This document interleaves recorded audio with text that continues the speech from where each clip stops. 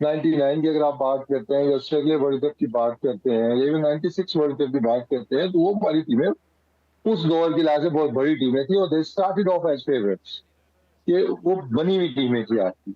अब जो अभी की हमारी टीम थी, ऑब्वियसली हम अगर आप देखते हैं तो टीम यंगस्टर इसके अंदर काफी थे, और मतलब एक टीम इमर्ज कर रही थी। जी। और फिर मैं कहूंगा कि रेट कोई भी नहीं कर रहा था, हमारे अपने लोग रेट नहीं कर रहे थे, तो और कौन रेट उसको करता। लेकिन जिस तरीके से उन्होंने परफॉर्म किया, आई थिंक वो रिजल्ट्स जिस तरह के आए और जिस तरह की उन्होंने क्रिकेट खेली है, कि इवन फाइनल भी अगर आप हारे हैं अनफॉर्चुनेटली, लेकिन जो क्रिकेट हमने फाइनल में खेली है, तो वो जितनी भी दाद उनको मिली है वो उसके मुस्तहक थे। जी। कि जिस तरीके से वो लड़े हैं, जिस तरीके से फाइनल में पहुंचे, और उसके बाद फिर वही बात है कि लक थोड़ी सी हमारे साइड पे होती तो शायद हम फाइनल जीत जाते।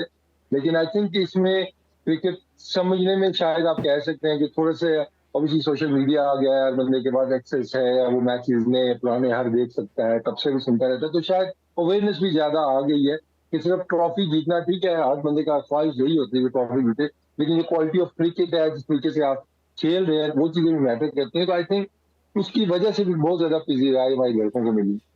अच्छा वसीम भाई, दूसरी एक चीज़ मैं कप्तानी के हवाले से पूछना चाहूँगा। कुछ लोगों का मानना है कि कैप्टन बॉर्न होता है, कुछ कहते हैं कि लर्निंग कैप्टन होता है। सरफराज को कहा जाता था एक बॉर्न कैप्टन है, लीडरशिप क्वालिटीज़ हैं, वो शुरू से करता आ रहा था। बाबर को कहा गया कि लर्निंग कैप्टन है, ग्रेजुअली सीखेगा। एक तो आप किस तरह के स्टेट ऑफ माइंड को आप सपोर्ट करते हैं, लर्निंग होता है या बॉर्न होता है? दूसरा ये बताइए, बाबर जब आए तो शुरू में ओबियसली अभी भी हमें कहीं ना कहीं लगता है कि कहीं वो डिसीजन मेकिंग में कहीं ना कहीं उनका स्टॉप आ जाता है, कुछ चीज़ें डिफरेंट इनोवेशन नहीं लेके आते। शायद कुछ सेट पैटर्न उन्होंने पहले प्री डिसाइड किया होता है कोच के साथ, उस तरह ही चलते चलते हैं। जिस तरह एक मैच हमें पिंडी वाला T20 की बात करें तो वो चैपमैन हिटिंग कर रहा है, तो सब सोच रहे थे कि इफ्तिखार को डालना चाहिए, करवाना चाहिए। वर्ल्ड कप के अंदर भी लगा कि कहीं उन्होंने बॉलिंग चेंजिंग ऐसी नहीं की। तो एक तो आप बाबर को कैसे रेट करते हैं एज ए कैप्टन, और वो कितना इंप्रूव हो रहे हैं? सेकेंडली ये बताइए, क्या एक र्यूमर चला था जब शुएब मलिक वगैरह सरफराज को वर्ल्ड कप में ऐड किया गया, तो उसमें ये भी बात सुनने को आई, फिर मैं ज़राए का वर्ड यूज़ करूंगा, आप उसको एग्री कर सकते हैं, नेगेट कर सकते हैं, कि अगर ये परफॉर्म नहीं करता तो पीसीबी काम का, या चेयरमैन साहब और शायद आप भी उसका पार्ट होंगे डेफिनेटली, कि अगर ये परफॉर्मेंस नहीं आती तो फिर बाद में कैप्टन ही चेंज कर दिया जाएगा। बट टीम की परफॉर्मेंस अच्छी हुई, उसके बाद फैसला किया गया कि अब बाबर के साथ ही स्टिक करना है। इसमें कितनी सदाकत है, ये प्लीज़ बताइएगा। देखिए, एक तो पहला जो आपका क्वेश्चन है कि बोर्न लीडर जो होता है, कुछ आपके ऑन फील्ड ऑन जॉब सीखते हैं आके ना उनसे, तो ऑब्वियसली बेस्ट ऑप्शन तो वही होता है कि जो आपके पास एक ट्रेन कैप्टन हो। लेकिन वो तभी है ना कि वो आपके पास वो मौजूद हो, आपके पास ऑप्शन मौजूद होता है। नहीं होता इस तरह का ऑप्शन, तो फिर आप चाहते हैं कि कोई कौन सा ऐसा बंदा है जिसके अंदर ये चीज है कि वो डेवलप हो सकता है। Babar is one of those. अगर आप देखते हैं तो काफी ज्यादा इंप्रूवमेंट आई है उनकी, तो टर्निंग के अंदर उनकी जो मैनेजमेंट है बेहतर हुई है। ऑन फील्ड डिसीजन में बहुत ज्यादा आपको बेहतरी हुई नजर आ रही है, क्योंकि देखिए आप जितना मर्जी क्रिटिसाइज करें, लेकिन एंड ऑफ द डे आप जो चीज गेज करेंगे वो आप रिजल्ट से ही करेंगे, कि या टीम के रिजल्ट्स अच्छे आ रहे हैं तो कप्तान अच्छा कर ही रहा है, तो तभी आप जीत रहे हैं मैच। अगर कप्तान बुरा करेगा तो मैच हारेंगे, तो ऑब्वियसली फिर वो दोनों चीजें कंबाइन जब आप करते हैं तो फिर आप एक डिफरेंट डिबेट के अंदर चले जाते हैं। लेकिन अनफॉर्चुनेटली थोड़ा सा मुझे लग रहा था कि पीछे तो मैचेस भी जीत रहे थे, वो रन भी कर रहा था, लेकिन फॉर सम रीजन बात उसी कप्तानी के ऊपर ही आ जाती थी। मुझे याद है कि एक हमारे बड़े एक वो एनालिस्ट थे, मेरे दोस्त भी है, वो बड़ा तबसरा करते थे, वो जिम्बाब्वे में मैचेस हो रहे हैं तो इनको तो 3 दिन में जीतना चाहिए ये टेस्ट मैच, चौथे दिन जाके जीते हैं। वो अगला मैच है 3 दिन में जीत गए थे, फिर उन्होंने कहा जी 2 दिन में जीतना चाहिए था, 3 दिन में क्यों जीते ये मैच। तो वो इस तरह की चीजें फिर चलती रहती हैं। I think Babar definitely improve कर रहा है, और जिन चीजों की तरफ आप इशारा कर रहे हैं, ऑब्वियसली वो एरिया एक ऐसा था कि जो आइडेंटिफाई शुरू में हुआ था, जिसकी वजह से हमने सर्विसेज हायर की थी, डेटा साइंटिस्ट, डेटा हमारे बड़ी फॉर्म है इंग्लैंड की, वो हमारे साथ इन्वॉल्व थे वर्ल्ड कप के अंदर भी, कि वो हमें स्ट्रैटेजी के अंदर भी हेल्प करते थे कि किस तरह प्लेयर्स को यूज करना है मैचअप्स के ऊपर। तो टीम के साथ एनालिस्ट भी मौजूद हैं, तो आई थिंक इन चीजों के ऊपर भी आपको इम्प्रूवमेंट नजर आ रही है। लेकिन ये एक ऐसा एरिया था कि जहां पे शुरू में मैंने देखा कि इसमें इम्प्रूवमेंट की जरूरत है। अच्छा, मैंने जो सेकंड पार्ट था वो ये था कि क्या ये 2020 के वर्ल्ड कप से पहले डिस्कशन थी कि अगर परफॉर्मेंस अच्छी नहीं होती और या टीम बुरा करती है तो कैप्टन भी चेंज कर दिया जाएगा? मेरा नहीं ख्याल है कि इस तरह की डिस्कशन होती है, वो रिजल्ट आने के बाद चीजें लिखी हुई होती हैं, लेकिन इस तरह की कोई डिस्कशन मतलब मेरे इल्म में नहीं है जी कि जहाँ पहले से डिसाइड कर लिया हो।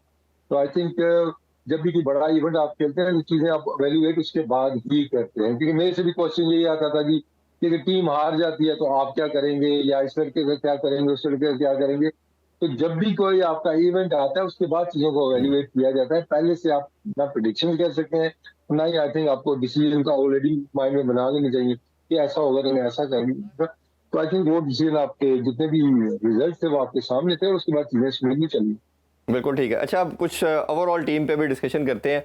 वसीम भाई, सबसे बड़ी क्रेडिट पे चीज़ जो जाती है वो आप लोगों ने जो एक टॉप 4 का जो एक कॉम्बो बनाया वो बड़ा आउटस्टैंडिंग था। अगर ओडीआई के कॉन्टेक्स्ट में अंदर बात करें तो ओबियसली जिस तरह इमाम को आपने और साथ फ़खर का पेयर बनाया, फिर इस तरह नंबर 3 पे बाबर का शुरू से ही 2015 से वो आ रहा है, फिर अभी रिजवान 4 पे आ रहा है, या अब्दुल्ला शफीक को दिया गया।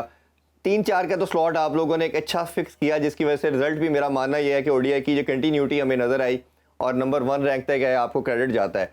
दूसरा जो प्रॉब्लम हम मिडल ऑर्डर की बात कर रहे हैं, मिडल ऑर्डर में एक इस जो अभी रिसेंट आपके बाद की जो टीम सिलेक्शन है, इन्होंने आपने देखा कि 6 ओपनर इन्होंने टी20 में डाले, और ओडीआई के अंदर भी लॉट के अंदर सारे ही ओपनर थे, सिर्फ एक हारिस सुहेल और उस्मान अली आगा थे।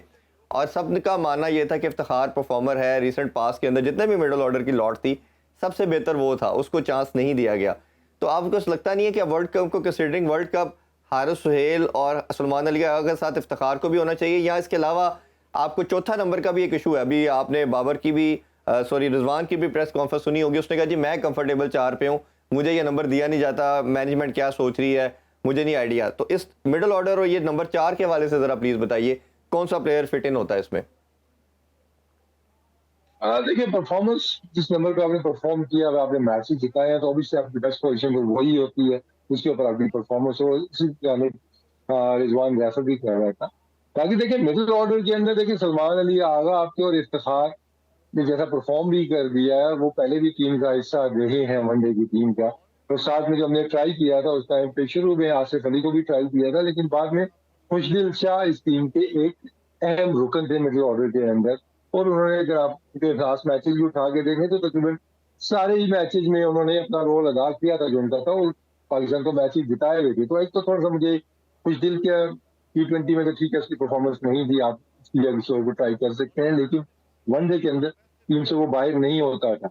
लेकिन फिर वही है ना कि आप आए हैं, कुछ नए लड़के लेके आए हैं, तो उस चक्कर में आपने तितर बितर थोड़ी सी टीम कर दी है। तो आई थिंक मैं अभी भी अगर आप मेरे से पूछते हैं तो मैं खुशदिल पे जाता हूँ कि खुशदिल को इस मिडिल ऑर्डर के अंदर होना चाहिए, साथ में इफ्तिखार और आपके सलमान अली आगा है, तो बाकी आपकी टीम सॉर्टेड है, आपके ऑलराउंडर्स मौजूद है। क्योंकि आपने ब्रेक से पहले भी बात की थी कि मिडिल ऑर्डर नहीं चल रहा था, और आपको नवाज और शदाब मैचेस जिता रहे थे। Nawaz and Shadab are part of our team, part of our middle order. जी। आप ये कैसे कह सकते हैं कि वो उन्होंने मैच जिता दिया, मिडिल ऑर्डर नहीं जिताया? वो 4 पे भी खेले हैं, वो 3 पे भी कभी कभी मतलब उनके नंबर चेंज होते रहते थे। They were playing as a proper batter also. आपके जो बॉलिंग ऑलराउंडर आप उनको कहते हैं, लेकिन तो वसीम भाई वो टी20 ये कह फॉर्मेट रहे था, थे कि उनकी वो परफॉर्मेंस तो तो मैच जिता टी20 में रहे थे। थी। वसीम भाई एक चीज मैं उसमें ऐड करता जाऊं, वो T20 की बात परफॉर्मेंस नहीं कर रहे। टी20 में थी, ओडीआई में उनकी अभी टेस्ट नहीं, नहीं किया। आपका सवाल जो था, नहीं, ब्रेक से पहले बात T20 की हो रही थी ना, जी। कि हमें आजम की बात जब आप कर रहे थे, शबीर की कर रहे थे, तो उस टाइम पे भी ये लड़के, जब भी आप टीम बनाते हैं, तो अभी भी आप टीम जब बनाते हैं तो आप ओडीआई की अगर आप बात करते हैं, तो आप नवाज और शादाब दोनों खेल रहे हैं अगर, तो आप कहेंगे यार ये भी हमारा मिडिल ऑर्डर है, ये 7-8 नंबर तक हमारी बैटिंग जाती है। तो वो मिडिल ऑर्डर के अंदर आप ये दोनों भी ऐड करते हैं, तुफान ने जैसा परफॉर्म आगे कर दिया है, जो रोल एक चाहिए था फिनिशर वाला, तो आई थिंक ये आपकी बेस्ट आपके ऑप्शंस बनते हैं। हारिस सुहेल मेरा नहीं ख्याल है कि इस टीम के अंदर उसकी जगह बनती है, क्योंकि देखिए जब आप कोई प्लेयर ऐसा लेके आएंगे जिसकी परफॉर्मेंस के ऊपर, फिटनेस के ऊपर क्वेश्चन मार्क्स हैं, तो बाकी टीम भी आपकी डेफिनेटली डिस्टर्ब होती है। बिल्कुल ठीक है। अच्छा, 2 प्लेयर और हैं जिनके ऊपर आपके दौर में बात होती रही कि आप शायद आप और आपकी जो कमेटी है, जो सिलेक्शन टीम है, वो उस पर सपोर्ट नहीं करती थी या समझती नहीं थी। सरफराज टीम का पार्ट रहते तो थे लेकिन उनको खिलाया नहीं जाता था, और हमारा एक सिस्टम का भी अनफॉर्चुनेटली कल्चर का भी पार्ट है कि दूसरे नए लड़के को चांस देना भी हम गवारा नहीं करते। और जब हम सीरीज़ जीत जाते हैं तब भी हमने देखा कि किसी जूनियर को, या इवन अभी जैसे रिजवान के साथ हारिस होता है, मोहम्मद हारिस, इसको भी नहीं खिलाया जाता। मजबूरन अभी एग्जाम्पल हमने देख ली है, एक अफगानिस्तान की सीरीज़ के गेंस के तमाम सीनियर को बिठाया गया कि जी चले जूनियर को हम खिलाते हैं।